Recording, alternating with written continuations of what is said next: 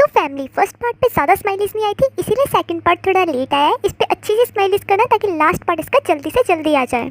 तो इस आत्मा भूत वाली स्टोरी का किसी ने फर्स्ट पार्ट नहीं देखा है तो लिंक डिस्क्रिप्शन में, वहाँ जाकर देख लो। तो हाना जैसे पतलू को मारकर जा रही होती है तो पुलिस वाले उसके सामने से ही गुजरते हैं, बट हाना ने अपना मुंह नीचे करा होता है और हाना बेहोश हो जाती है। वहीं पर सीवू आता है और हाना को अपने साथ अपने घर ले जाता है एंड उसे क्लीन करता है। देन हाना अपना साइकोलॉजिकल सेशन लेने के लिए प्रोफेसर के पास जाते हैं और उन्हें बताते हैं कि आजकल मेरे को सपने आते हैं पर वो सपने जैसे नहीं होते और मैं कौन हूँ।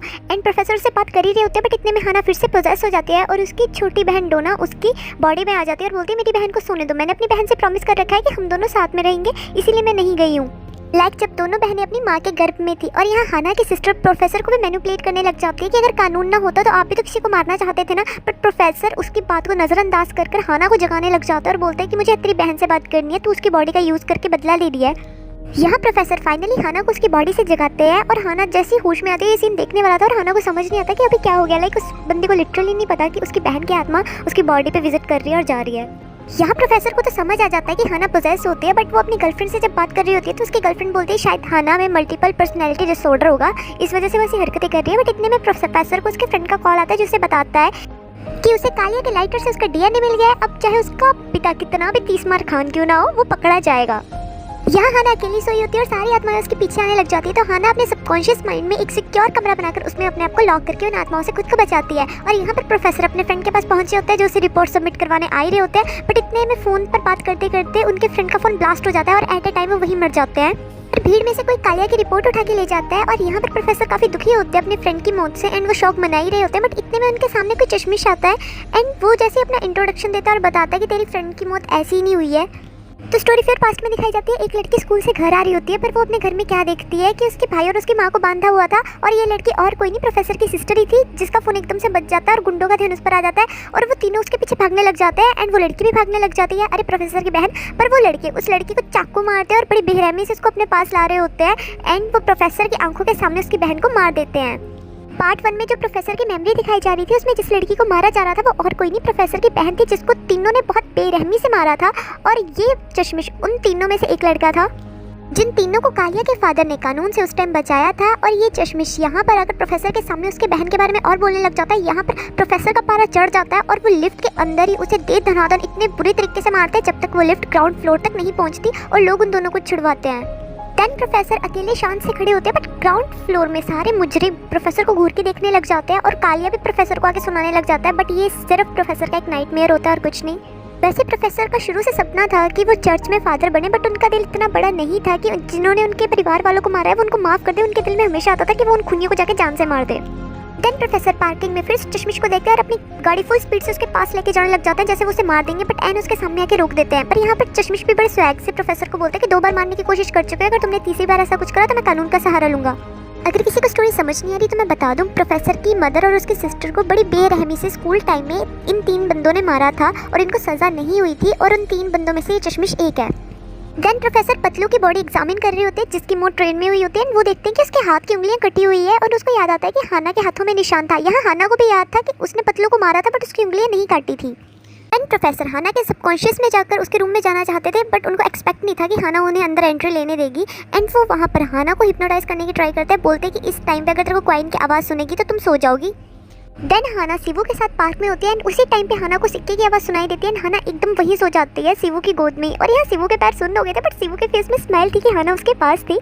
एंड उसके कुछ टाइम के बाद हाना को होश आ जाता है कि हाँ मैं सो गई थी। और यहाँ पर प्रोफेसर की गर्लफ्रेंड उस साइको किलर के सेशन ले रही थी ताकि वो भी नॉर्मल इंसानों की तरह बिहेव करने लग जाए। यहाँ साइको किलर पहले तो प्रोफेसर की गर्लफ्रेंड से बहुत ढंग से बात करता है बिकॉज वो एक तरह से उसकी डॉक्टर भी थी, पर जैसे प्रोफेसर की गर्लफ्रेंड सारे कैमरे बंद करती है तो वो साइको किलर बोलने लग जाता है कि अगर तुम नेक्स्ट टाइम आओगी ना तो जो क्राइम सीन है ना उनकी 3-4 फोटोज़ लाना, क्योंकि मेरे को देखकर ना काफ़ी सुकून मिलता है कि किस जगह पर लाश पड़ी हुई थी, उस चीज़ को देखकर मेरे को बहुत सुकून मिलता है।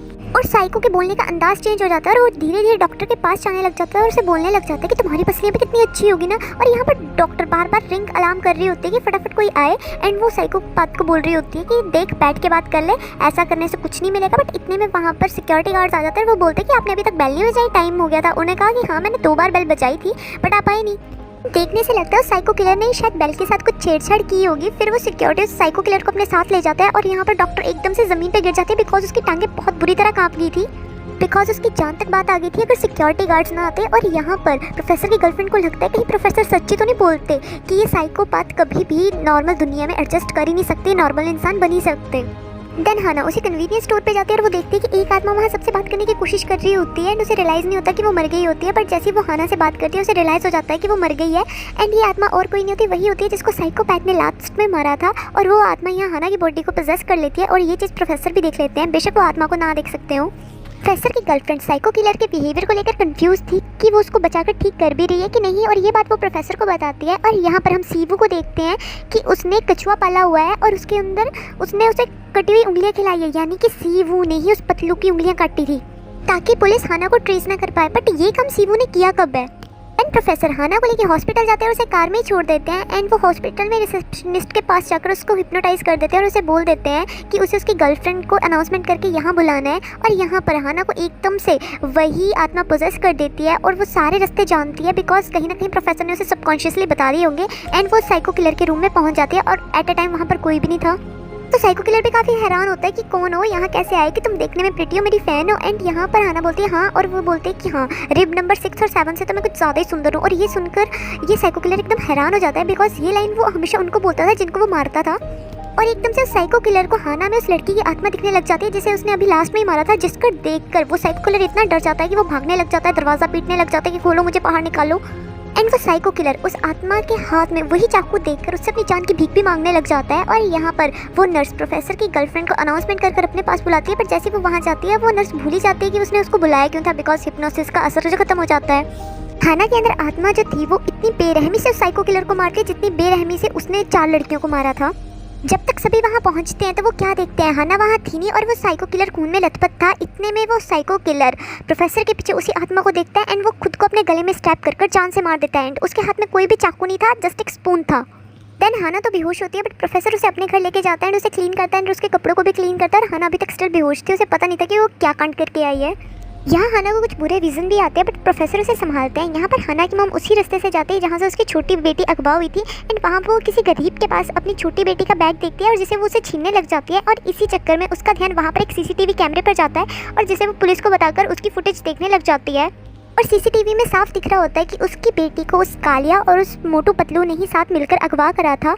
और इस क्लिप की वीडियो हाना की मॉम अपने फ़ोन में भी बना लेती है। और यहाँ पर हाना की मॉम को थोड़ा सा सुकून आता है कि उसकी छोटी बेटी के कैरेक्टर पर लोगों ने जितनी उंगलियाँ उठाई थी और उसकी बड़ी बेटी पर भी कि उसकी बड़ी बेटी ने उसकी छोटी बेटी को मारा है, इन सभी सवालों पर ना पूर्ण विराम लग जाएगा कि अगर वो ये सब क्लिप बताएगी। और ये सब बताने के लिए वो ऑफिस में प्रोफेसर को कॉल करती है बट बदकिस्मती से वो कॉल कालिया के फादर का चमचा उठा लेता है और ये सारी बात कालिया के फादर को बता देता है। और प्रोफेसर उस टाइम अपनी साइकोलॉजी की क्लास ले रहे थे कि डर इतना खतरनाक है कि वो एक बंदे को जान से भी मार सकता है। यहाँ हमें जज दिखाया जाता है जो काफ़ी घबराया होता है और वो फ़ोन पे बता रहा होता है कि जिन जिन मुजरिमों को मैंने रिहा कर दिया था वो सारे मारे गए हैं कि कहीं अगला नंबर मेरा तो नहीं है। और यहाँ पर जज को उस लड़की की आत्मा हॉन्ट कर रही होती है, शायद ये वही लड़की होगी या फिर कोई और।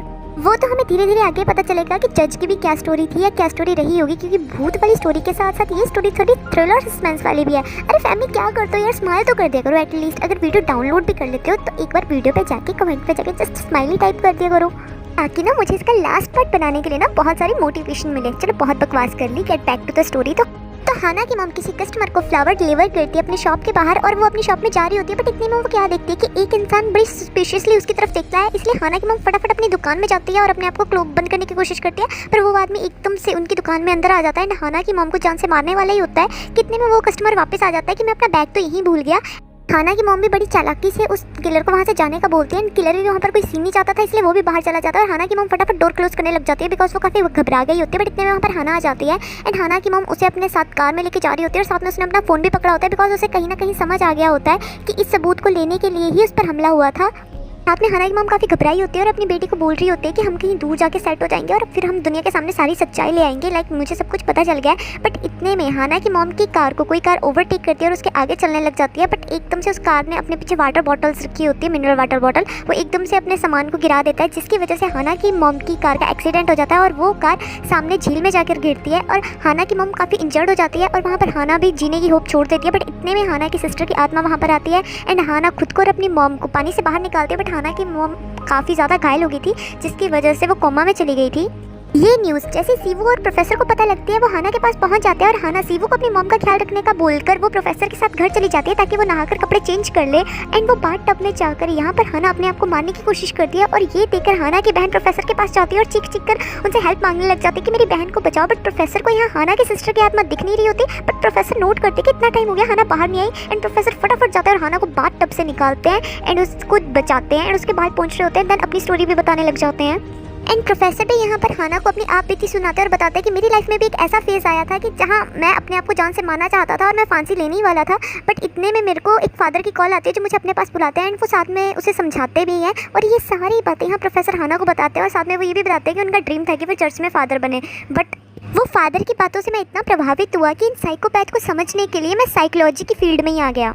यहाँ कालिया काफ़ी डिस्टर्ब हो गया था बिकॉज एक तो उसके 2 फ्रेंड बन गए थे, ऊपर से ये टीवी में बार बार हाना के सिस्टर की डेथ न्यूज़ ही चली जा रही थी और इसी चीज़ को सोचते सोचते यहाँ कालिया कुछ ट्राइव कर रहा होता है। बट इतने में उससे गलती से एक लड़की का एक्सीडेंट हो जाता है और यहाँ पर कालिया थोड़ा डर जाता है। बट इतने में वो लड़की बड़ी आटी टेढ़ी होकर उठती है एंड वो कालिया के पास जाने लग जाती है। एंड ये वो और कोई नहीं होती, ये उस टॉपर लड़की की आत्मा होती है जिसे देखकर कालिया लिटरली डर जाता है। और अब हमें उस टॉपर लड़की की स्टोरी दिखाई जाती है जिसने स्टार्टिंग में सुसाइड करा था। एक्चुअली इस लड़की के नंबर ज़्यादा आते थे जिसकी वजह से कालिया काफ़ी चिढ़ गया था और कालिया ने ही अपने फ्रेंड्स को कह के यानी कि मोटू को कह के इसका रेप करवाया था और इसकी वीडियो पतलू ने बनाई थी और दूर से खड़ा ये सब कुछ कालिया देख रहा था कि वो टॉपर गर्ल चीख कर हेल्प मांग रही थी। और इसी वीडियो की बदौलत यहाँ पर कालिया उस टॉपर को ब्लैकमेल कर रहा था।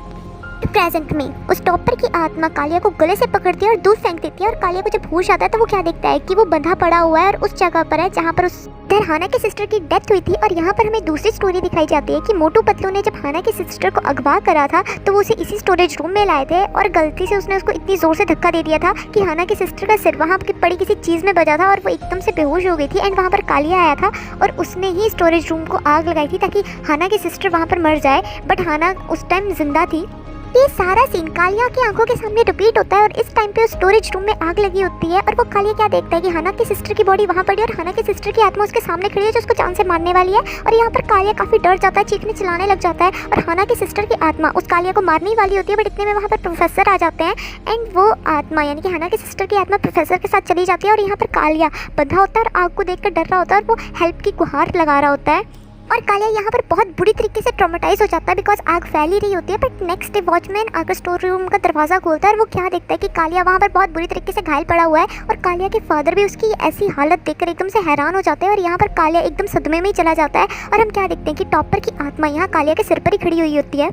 अब अपनी बुरी परवरिश और बुरे कर्मों का नतीजा यहाँ कालिया का फादर अपनी आंखों के सामने देख ही रहा होता है। बट यहाँ पर हाना की सिस्टर की आत्मा प्रोफेसर पर चीखने लग जाती है कि उसने उसे क्यों रोका, उसने उसे कालिया को क्यों नहीं मारने दिया। बट प्रोफेसर हाना की सिस्टर की आत्मा को शांत करता है कि देवी शांत हो जाए एंड वो हाना की सिस्टर की आत्मा को रिलैक्स करवाकर सुला देता है। एक्चुअली यहाँ पर हाना ही सभी का मर्डर करती है बट उसे ये बात पता नहीं होती क्योंकि आत्मा उसकी बॉडी को प्रोसेस कर अपना बदला ले लेती थी। यहाँ प्रोफेसर को अपनी सिस्टर और अपने फ्रेंड को लेकर एक फिर से नाइटमेयर आता है बट प्रोफेसर एकदम से जग जाते हैं। देन प्रोफेसर यहाँ हाना के साथ थोड़ी सी कन्वर्सेशन करते हैं एंड हाना अपने मॉम के पास होती है और उसके पास सीवू भी होता है। बट हाना को थोड़े से एकदम विजन आते हैं कि उसने 3-4 लोगों को मारा था एंड जब वो जज को मारने गई थी तो प्रोफेसर उसके साथ थे। और यहाँ पर हाना को इतना गुस्सा आता है एंड वो प्रोफेसर के पास जाते हैं और उन्हें कन्फ्रंट करती है कि मेरे साथ चल क्या रहा है और आप क्या चीज़ कर रहे हो कि आप मेरा इस्तेमाल कर रहे हो लोगों को मारने के लिए। यहाँ पर प्रोफेसर हाना को समझाता है एंड उसे शांत करने की कोशिश करता है और उसे बोलता है कि जो लोग मरे हैं वो बहुत बड़े अपराधी हैं और तूने किसी को नहीं मारा है, तेरे पास ये स्पेशल एबिलिटी है, तू समझ क्यों नहीं रही है। बट हाना को गुस्सा आ जाता है कि मैं किसी को नहीं मारना चाहती एंड वो अपने सबकॉन्शियस माइंड में जाकर अपने आप को बंद कर लेती है ताकि कोई भी आत्मा उसे अप्रोच ना कर पाए, इवन कि उसकी सिस्टर भी उसे अप्रोच ना कर पाए। एंड आफ्टर दैट हाना अपनी मॉम का ध्यान रखने लग जाती है और वहाँ हॉस्पिटल में हाना को और भी आत्माएं दिखती है जिन्हें देखकर हाना काफ़ी डर जाती है। बट हाना उनके सामने ऐसा प्रिटेंड करती है कि वो नॉर्मल इंसान है और वो आत्माएं नहीं देख सकती एंड वो बहुत घबरा जाती है और वो एक ही बात को रट रही होती है कि वो अब नहीं सोएगी बिकॉज उसे पता था कि जब भी वो सोती थी कोई आत्मा उसको प्रोसेस कर लेती थी एंड वो किसी का मर्डर कर देती थी। इसलिए हाना अपने आप को जगाए रख रही थी और ये सब देखकर सीवू को काफ़ी बुरा लगता है हाना के लिए। यहाँ प्रोफेसर रोज की तरह अपनी साइकोलॉजी की क्लास ले रहे होते हैं और बता रहे होते हैं कि हर 100 में से 4 इंसान साइकोपैथ होते हैं और उनके दिमाग का स्ट्रक्चर नॉर्मल स्ट्रक्चर से अलग होता है और इन लोगों को सोसाइटी से दूरी रखना चाहिए। और उनकी क्लास यहाँ पर सीवू भी लगा रहा होता है एंड हाना के लिए उन दोनों में हल्की सी डिबेट हो जाती है एंड सीवू यहाँ पर बोल देता है कि अगर आपने अपने यूज़ के लिए हाना को ज़्यादा इस्तेमाल करा और हाना हर्ट हुई तो मैं आपको कभी भी माफ़ नहीं करूँगा।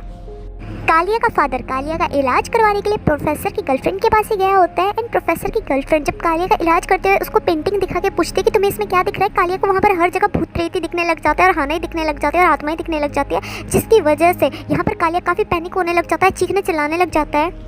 एंड कालिया का फादर जब कालिया को वापस लेके जा रहा होता है तो कालिया वहाँ पर प्रोफेसर को आते हुए देखता है, जिसको देखकर वो और पैनिक करने लग जाता है और चीखने चिल्लाने लग जाता है पागलों की तरह। एंड कैसे भी करके वो सभी कालिया को संभाल कर लेकर जाते हैं। और यहाँ पर प्रोफेसर कालिया के फादर को टॉन्ट मारता है कि दुनिया को तो बड़े कानून से बचाता फिरता है, अपने बेटे का तरह क्या हाल है। बट वहाँ पर कालिया का फादर अपने फेस में स्माइल लेकर वहाँ पर प्रोफेसर को जवाब तो दे देते हैं कॉन्फिडेंटली, बट अंदर से अंदर वो एक बेबस पिता की तरह थे जो अपने बच्चे का ख्याल ही नहीं रख पाया।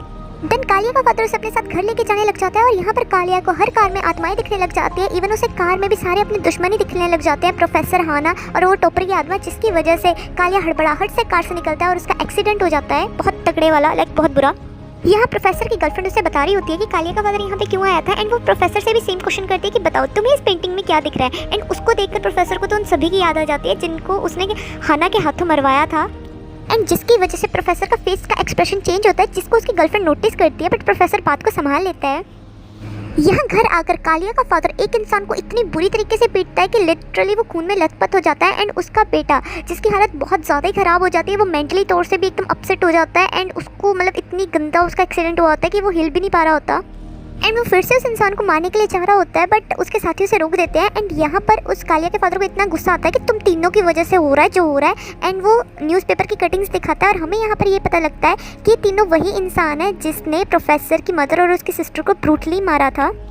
देन हमें फिर से प्रोफेसर की पास स्टोरी दिखाई जाती है। एक्चुअली प्रोफेसर का ना ये पुराने टाइम का ये कुछ भी गलत ब्लूटूथ या म्यूजिक वाला इन तीनों में से एक ने चुराया था और टीचर को ये बात पता लग गई थी एंड टीचर उसे मारा था। बट प्रोफेसर उस लड़की को ये कहकर बचा देता है कि मैंने इसे दिया था, इसने चुराया नहीं था।